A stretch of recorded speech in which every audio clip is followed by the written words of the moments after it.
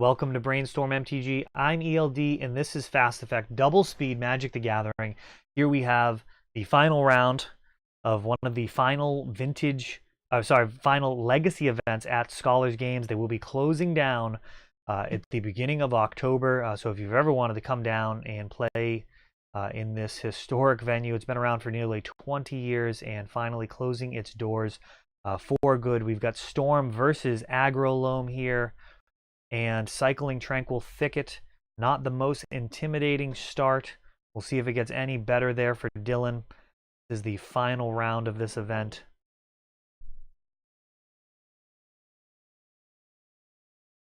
And fetching an Underground Sea. And this is looking bad for Dylan here. Gonna get an Empty the Warrens. We'll see exactly how many goblins that ends up being here. Just 8. Not a great amount of goblins, really. There's a whole lot of ways to stabilize against that. Wasteland into greens is on Zenith. That's going to slow things down a little bit. So it looks like he's grabbing the Dryad Arbor. Preordain. Top, bottom. Pretty much just looking to build a mana base at this point. Hopefully being able to take advantage of any other cards that come up. 7 damage coming through, 2-turn clock.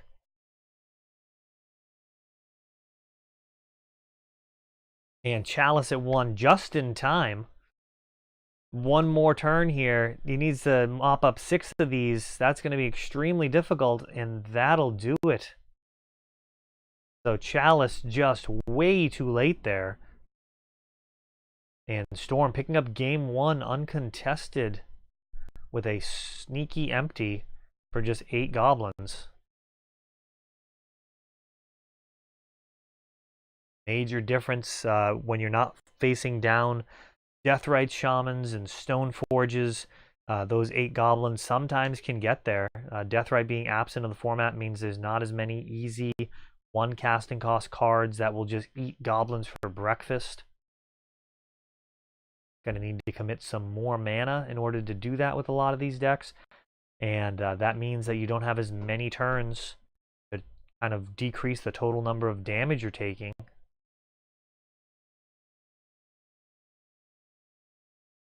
Getting hit for 8, 7, and 6. Still good enough. You're going to need more bodies. We'll see if the empty plan is something we try and stick with, or if it's more about the tendrils here post-board. These colors do have a lot of ways to clear those goblins. Everything from Pernicious Deed to Golgari Charm, potentially Zealous Persecution. I mean, there's a lot of answers. Toxic Deluge, you name it. These colors for Aggro Loam, particularly black, really no shortage of ways to get those guys off of the board, and these splash colors are perfect for that as well. So empty tokens, one of the riskier ways to go here. But sometimes you just have to take what's given to you. We'll see how much ground Dylan gives. Of course, Chalice of the Void, one of the fiercest cards in the deck to have to play against, shuts off just a tremendous amount of the deck right out of the gate. There's also Thalia, which makes playing 10 spells in a single turn cost 10 more mana, which is certainly a pretty big penalty.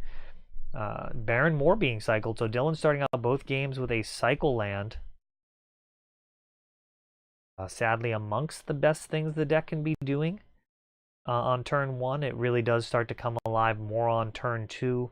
Of course, Mox Diamond, one of the exceptions there. The deck really does like to have that, particularly if it's going to be on a Life from the Loam strategy.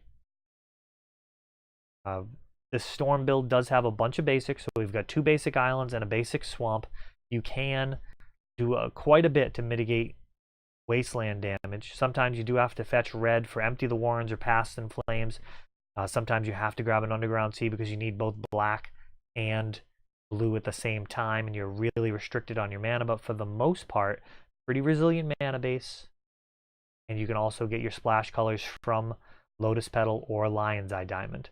And also Chrome Mox post board. So a little bit tougher to get your splash colors with Chrome Mox. Lotus Petal coming down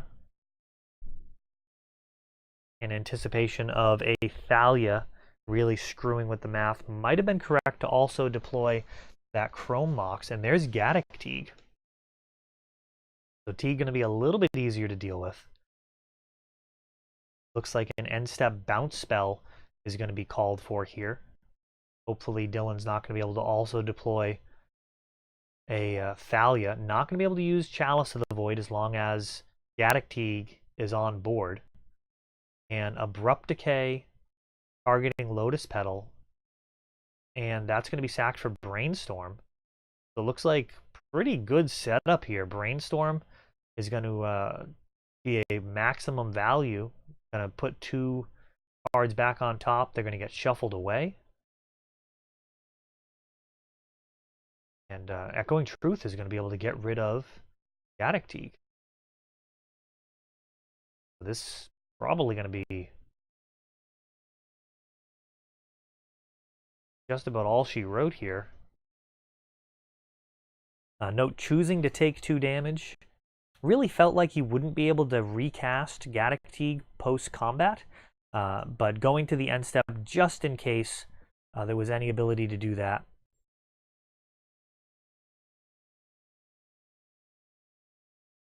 Mox, Chrome Mox into Lion's Eye Diamond, Dark Ritual, up to 3 Storm and 3 black mana. Haven't played a land yet, thanks to that Chrome Mox, so it's just ad nauseum, no mana floating. But pretty likely to hit a land. And a Storm of 4 already. From 16 life, this is gotta be extremely favorable here, down to 13 off of Infernal. Still have that Lion's Eye Diamond in play, did not sack it in response. Dark Ritual. So that could be it there. 4, 5, 6, 7, 8, 9. Urkel's Recall. There's the Tendrils, which is, ugh. That's one of the worst things to be drawn there.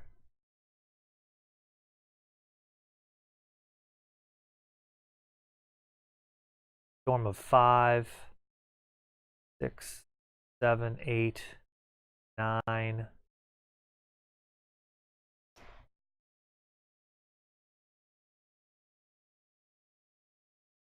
Oh, empty down to 2.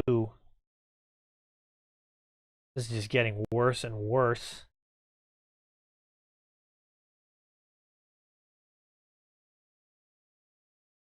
See if that Infernal Tutor.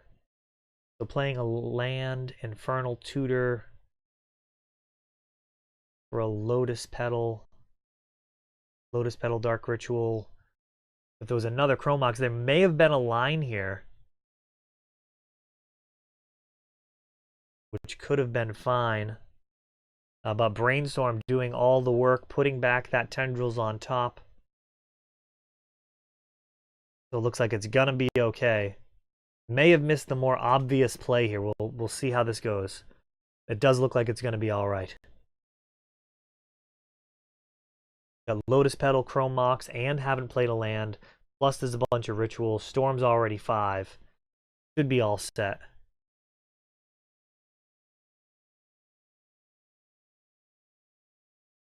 I believe we are discussing the standings in the tournament. Figuring out if any splits should be offered. Of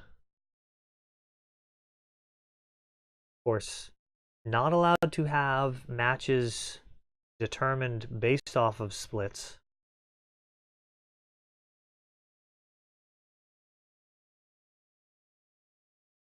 Dark Ritual, 3 black. The Ball Ritual, 6 black. Storm is plenty lethal here.